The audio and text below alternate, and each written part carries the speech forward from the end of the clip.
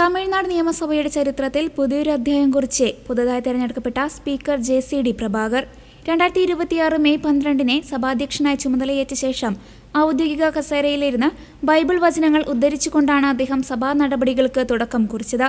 തമിഴ്നാട് നിയമസഭയുടെ ചരിത്രത്തിൽ ഇതാദ്യമായാണ് ഒരു സ്പീക്കർ ഇത്തരത്തിൽ ദൈവവചനങ്ങൾ ഉദ്ധരിച്ച് സഭയെ അഭിസംബോധന ചെയ്യുന്നത്.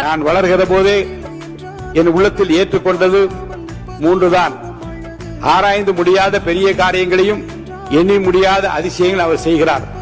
உனக்கு செய்யத்தக்க திராணி இருக்கிற போது செய்யத்தக்கவர்களுக்கு செய்யாமல் இராதே.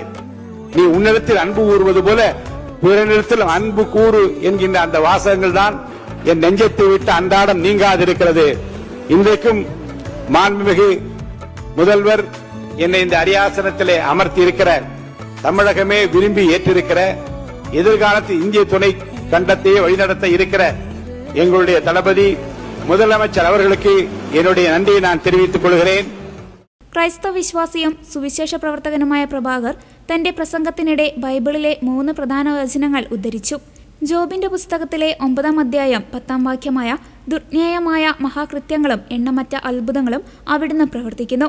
അതോടൊപ്പം സുഭാഷിതങ്ങളിലെ 3-ാം അധ്യായം 27-ാം വാക്യമായ നിനക്ക് ചെയ്യാൻ കഴിവുള്ള നന്മ അത് ലഭിക്കാൻ അവകാശമുള്ളവർക്ക് നിഷേധിക്കരുത് എന്ന വചനവും, ഒപ്പം മർക്കോസിന്റെ സുവിശേഷത്തിലെ 12-ാം അധ്യായം 31-ാം വാക്യമായ രണ്ടാമത്തെ കൽപ്പന നിന്നെപ്പോലെ തന്നെ നിന്റെ അയൽക്കാരനെയും സ്നേഹിക്കുക, ഇവയേക്കാൾ വലിയ കൽപ്പനയൊന്നുമില്ല എന്നീ വചനങ്ങളാണ് സ്പീക്കർ JCD പ്രഭാകർ വായിച്ചത്.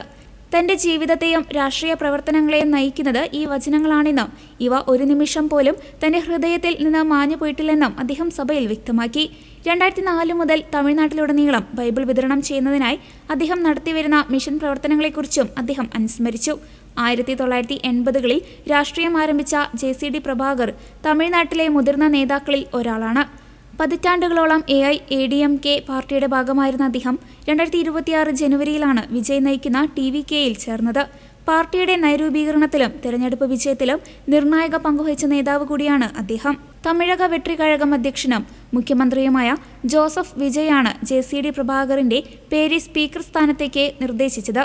പ്രതിപക്ഷ നിരയിൽ നിന്നടക്കം ആരും എതിർപ്പ് പ്രകടിപ്പിക്കാത്തതിനെ തുടർന്ന് അദ്ദേഹം ഏകകണ്ഠമായി തെരഞ്ഞെടുക്കപ്പെട്ടു.